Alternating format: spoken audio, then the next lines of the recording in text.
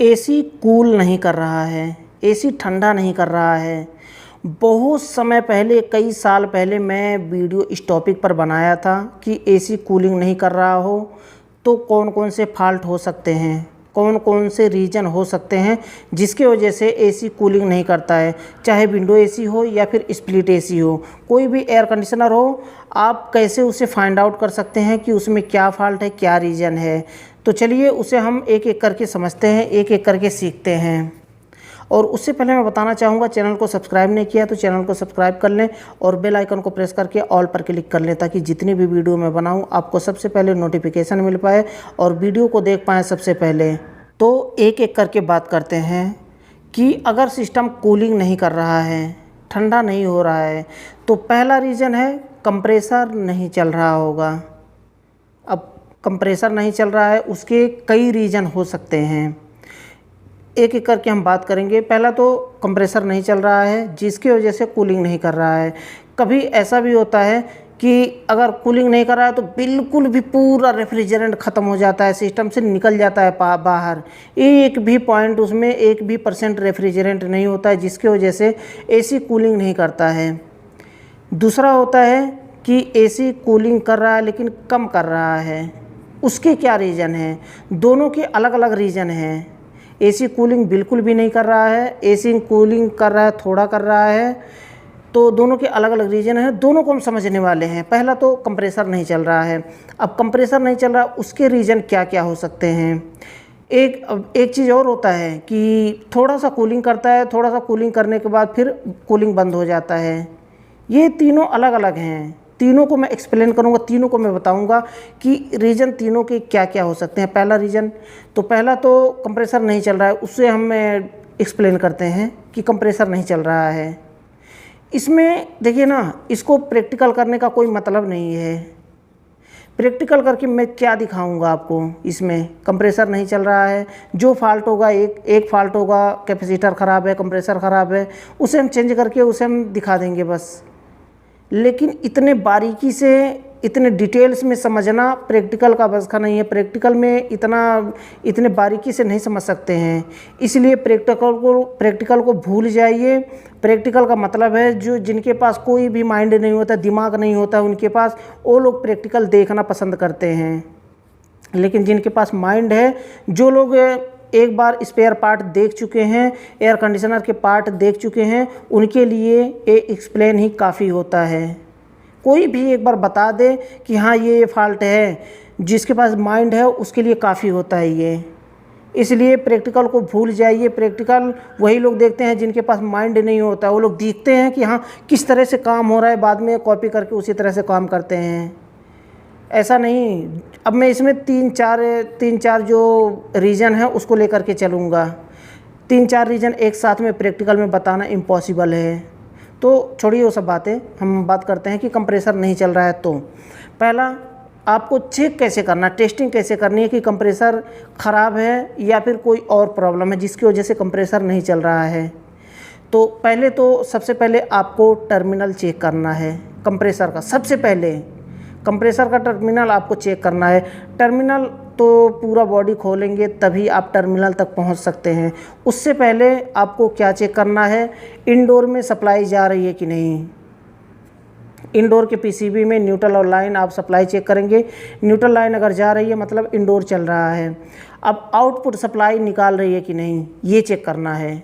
तो न्यूट्रल पे और कंप्रेसर के जो कमांड लाइन होता है, फैन मोटर पे, 4 वे रिवर्सिंग वाल्व पे, उस पर बारी बारी से आपको चेक करना है कि कमांड लाइन निकाल रहा है कि नहीं। कमांड लाइन निकालेगा तभी कंप्रेसर चलेगा। अगर नहीं निकाल रहा है तो मतलब पीसीबी में ख़राबी है, पीसीबी को रिपेयर करिए। अगर आउटपुट सप्लाई निकल रही है फिर भी कंप्रेसर नहीं चल रहा है तो आउटडोर में जो इनपुट होता है, आउटडोर में इनपुट जो होता है ना, वहाँ पर आपको चेक करना है। आउटडोर का इनपुट कौन सा होता है, आप देख सकते हैं ये होता है आउटडोर का इनपुट। जहाँ पर जो कम्युनिकेशन वायर है, जो चारों वायर जा रहे हैं, वो 3 वायर, 4 वायर या फिर 2 वायर, कभी किसी एसी में, नॉर्मल एसी में 2 ही वायर जाते हैं। तो उन 2 वायर से इनपुट सप्लाई मिल रही है कि नहीं। अगर इनपुट सप्लाई मिल रही है मतलब इंडोर से लेकर के और यहाँ आउटडोर के इनपुट सप्लाई तक सही है। लाइन यहाँ तक आ रहा है कनेक्शन, लेकिन फिर भी कंप्रेसर नहीं चल रहा है, फ़ैन मोटर नहीं चल रहा है। अगर फ़ैन मोटर और कंप्रेसर दोनों नहीं चल रहा तो हो सकता है तो ये दोनों ख़राब हो, लेकिन एक चल रहा है, फ़ैन मोटर चल रहा है, कंप्रेसर नहीं चल रहा है, मतलब सप्लाई आउटडोर तक पहुंच रही है लेकिन कंप्रेसर नहीं चल रहा है, फ़ैन मोटर चल रहा है। अगर दोनों नहीं चल रहा है तो दोनों को बारी बारी से चेक करेंगे, मोटर को भी चेक करेंगे, कंप्रेसर को भी चेक करेंगे। चेक कैसे करना है ऑलरेडी मैं वीडियो बना चुका हूँ, नीचे डिस्क्रिप्शन में लिंक मिल जाएंगे, वहाँ से क्लिक करके आप उस वीडियो को देख सकते हैं। तो अगर वहाँ तक सप्लाई पहुँच रही है तो कंप्रेसर को आपको चेक करना है। कैसे चेक करना है? कंप्रेसर के टर्मिनल को आपको खोलना है, जो कॉमन रनिंग स्टार्टिंग होता है ना, उसे आपको खोलना है और तीनों पर आपको कंटिन्यूटी चेक करनी है। कंटिन्यूटी कैसे चेक की जाती है ऑलरेडी मैं वीडियो बना चुका हूँ, उस वीडियो को आप देखिए और सीखिए, नीचे डिस्क्रिप्शन में लिंक मिल जाएगा।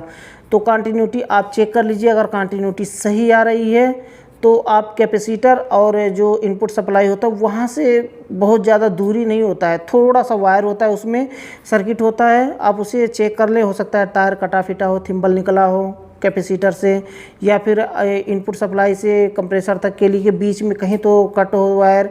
अगर बीच में कहीं ना कहीं तो मिल ही जाएगा, क्योंकि इनपुट सप्लाई यहाँ तक आउटडोर तक मिल रही है। ठीक, समझ गए इस बात को? अब हम बात करते हैं आगे कि टर्मिनल अगर ख़राब है, वहाँ पर कंटिन्यूटी किसी एक पर नहीं आ रही है, कंटिन्यूटी किसी एक पर नहीं बज रही है बजर, तो फिर समझ लीजिए कंप्रेसर ख़राब है। कंप्रेसर ख़राब अगर किसी एक पर बजर नहीं बज रहा है, कॉमन स्टार्टिंग रनिंग किसी एक पर नहीं बज रहा है, तो फिर समझ लीजिए कंप्रेसर ख़राब है, नहीं चलेगा, उसे चेंज करना पड़ेगा। लेकिन उससे पहले आप कंफर्म कर लें कि कहीं आपका कंप्रेसर गर्म तो नहीं है। कंप्रेसर अगर आपका गर्म होगा तो किसी एक पर कंटिन्यूटी नहीं बचती है, ये ध्यान में रखिए। उससे पहले आपको कंटिन्यूटी से पहले आपको चेक करना है कंप्रेसर गर्म तो नहीं है। अगर गर्म है तो उसे पहले ठंडा करिए, क्योंकि उसमें ओवरलोड लगा होता है, जिससे क्या होता है कि एक सप्लाई कट हो जाती है, ट्रिप हुआ रहता है, जो कि कंप्रेसर ठंडा होने के बाद ही पॉइंट जुड़ता है, तब कंटिन्यूटी बजर बजती है। तो वहाँ पर आपको अगर गर्म है तो ठंडा कर लेना है। अगर कंटिन्यूटी नहीं बता रहा है ठंडा होने के बाद भी, तो कंप्रेसर ख़राब है, कंप्रेसर को चेंज करिए। ये हो गया। अब कैपेसिटर हो सकता है कि कैपेसिटर वीक होगा। अगर ऐसा होता है कि कंप्रेसर थोड़ी देर चलने के बाद बंद हो जाता है, तो उसके भी अलग अलग रीज़न होते हैं, मैं उसे भी एक्सप्लेन करूँगा। बस ध्यान से समझते जाइए जो मैं बता रहा हूँ, मैं स्टेप बाय स्टेप बता रहा हूँ किस तरह से चेक करना होता है। आसान कैसे होता है चेक करना, ये मैं पहले बता रहा हूँ। तो अगर कंप्रेसर थोड़ी देर चल के कंप्रेसर नहीं चल रहा है बिल्कुल भी, तो इस तरह से ये फाइनल हो गया एक। अब कंप्रेसर थोड़ी देर चल के फिर बंद हो जाता है, या फिर स्टार्टिंग तक पहुंचता है, स्टार्ट नहीं हो पाता है कंप्रेसर, हमिंग का साउंड आता है उसमें से। अगर इस तरह का हो रहा है तो कैपेसिटर वीक होता है। अगर बहुत देर से कर्र करके साउंड आता है और कंप्रेसर स्टार्ट नहीं ले पाता है, तो फिर ऐसा कंप्रेसर भी ख़राब है, क्योंकि स्टक हो जाता है कंप्रेसर। उसके जो उसमें स्टार्टिंग होता है वो टूट करके कहीं तो कोई पार्ट उसमें फंस जाता है, जिससे कंप्रेसर स्टार्ट नहीं हो पाता है। अगर कर्र करके बहुत देर से साउंड आ रहा है, जैसे कि मैं एक क्लिप दिखाना चाहूँगा, अगर इस तरह से प्रॉब्लम आ रहा है तो कंप्रेसर इस तरह का ख़राब होता है। अगर हमिंग का साउंड आता है, गो करके साउंड आता है और स्टार्ट नहीं हो पाता है, तो ऐसा होता है, तो कैपेसिटर चेंज करेंगे, सही हो जाएगा। ये हो गया कंप्रेसर कि बिल्कुल भी ठंडा नहीं कर रहा है। अब ऐसा होता है कि फ़ैन मोटर अगर नहीं चल रहा है तो सेम इसी तरह से कॉमन स्टार्टिंग रनिंग चेक करना है कि अगर कॉमन रनिंग स्टार्टिंग सही है फिर भी फ़ैन क्यों नहीं चल रहा है। हो सकता है छोटा कैपेसिटर होता है उसकी वजह से नहीं चल रहा है, वो भी ख़राब हो सकता है। और अगर तीनों टर्मिनल पर अगर पॉइंट नहीं बता रहा है, चेक करने में मालूम हो जाएगा कैसे चेक किया जाता है, मैं वीडियो बना चुका हूँ। तो अगर ऐसा होता है तो फ़ैन मोटर ख़राब है। दोनों ये मालूम हो गया, कन्फर्म हो गया यहाँ तक। अब नेक्स्ट हम बात करते हैं कि कूलिंग थोड़ा करता है। कूलिंग थोड़ा करता है, कंप्रेसर लगातार चलता है लेकिन कूलिंग कम करता है। ऐसे में गैस की कमी होती है, गैस कम होता है, जिसे आप गैस फिल करेंगे कंप्लीट हो जाएगा, फिर उसके बाद कूलिंग बढ़िया करने लगेगा। लेकिन थोड़ी देर कूलिंग करता है, थोड़ी देर बंद हो जाता है। इसके अलग अलग रीज़न हैं। क्या क्या रीज़न है? पहला रीज़न जो कूलिंग कम करता है वो तो कंप्लीट एक ही है, गैस कम होता है उसमें।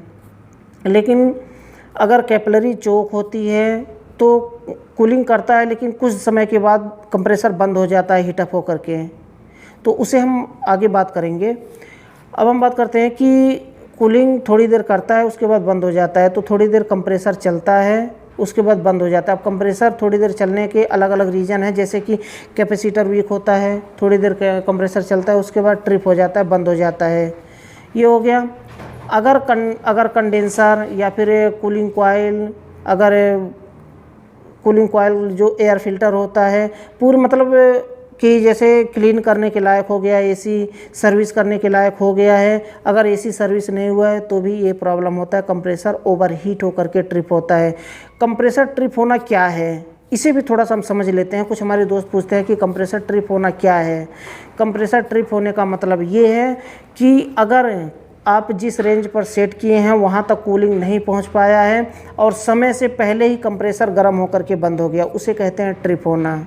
अगर कंप्रेसर पूरा कूलिंग होकर के बंद हुआ है तो उसे कहते हैं ऑटो कट हुआ है। कंप्रेसर बंद तो होता है, इन्वर्टर एसी में होता है कि कंप्रेसर की फ्रीक्वेंसी लो होती है, बंद नहीं होता है, लेकिन नॉन इन्वर्टर में कंप्रेसर बंद हो जाता है, पूरा आउटडोर सिस्टम बंद हो जाता है। तो ये दोनों में अंतर होता है, ट्रिप होना और ऑन ऑफ होना जो होता है कि ऑटोमेटिकली ऑन ऑफ होता है। ये हो गया, ये तो कंप्लीट हो गया। अभी हम बात करते हैं कि एक तो लास्ट होता है कि आप सब कुछ सही है फिर भी कंप्रेसर ओवरहीट होकर के ट्रिप हो रहा है। तो इसके ऊपर कई वीडियो मैं अलग अलग बना चुका हूँ कि आखिर रीज़न क्या होते हैं जिसकी वजह से कंप्रेसर ओवरहीट होकर के ट्रिप होता है। ऑयल चोक होता है, कैपिलरी के ऊपर मैं वीडियो बना चुका हूँ कैसे चेंज किया जाता है। कंप्रेसर अगर पंपिंग डाउन है तो उसके लिए भी किस तरह से कैपिलरी चेंज किया जाता है।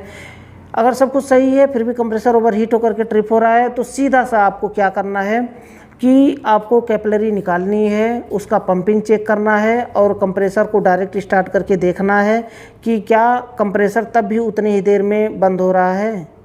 अगर जल्दी ट्रिप हो जाता है, अगर मतलब ऐसा है कि कैपिलरी चोक नहीं है फिर भी कंप्रेसर ओवरहीट होकर के ट्रिप हो रहा है तो वहाँ पर एम्पियर ज़्यादा लेगा कंप्रेसर। इससे पहले मैं वीडियो बनाया हूँ ये कि कंप्रेसर लगभग 45-46 एम्पियर ले रहा था और लेकर के कम से कम 30 सेकंड 40 सेकंड चलता था, फिर ट्रिप हो जाता था। कंप्रेसर को मैंने खोला और पाइप को सक्शन लाइन और डिस्चार्ज लाइन निकाल करके देखा तो उसमें से धुआं निकल रहा है बहुत तेज़ी से और एम्पियर 40-45 एम्पियर ले रहा है। तो वहाँ पर मैंने नया कंप्रेसर इंस्टॉल कर दिया, कैपिलरी चेंज करके अच्छे से चल रहा है वो अभी। तो आप कंप्रेसर को सक्शन लाइन और डिस्चार्ज लाइन उतार दें, वहाँ पर आप पंपिंग चेक करें। पंपिंग रोटरी कंप्रेसर का कैसे चेक किया जाता है, डेंजरस होता है अगर वाल लगा करके आप गेज लगा करके 300-400 PSI 500 PSI आप प्रेशर दे करके अगर आप चेक करते हैं कंप्रेसर की पंपिंग तो ये डेंजरस होता है रोटरी कंप्रेसर के लिए। रोटरी कंप्रेसर का पंपिंग कैसे चेक किया जाता है, नीचे आपको डिस्क्रिप्शन में लिंक मिलेगा, वहाँ से क्लिक करके उस वीडियो को देखिए और सीखिए कि किस तरह से पंपिंग चेक किया जाता है। तो ये कुछ रीज़न होते हैं कंप्रेसर ओवरहीट होने के और ये रीज़न होते हैं कि अगर सिस्टम कूलिंग कम कर रहा है तो इस तरह से आप आसानी से समझ सकते हैं अपने सिस्टम को इसमें क्या फ़ाल्ट है।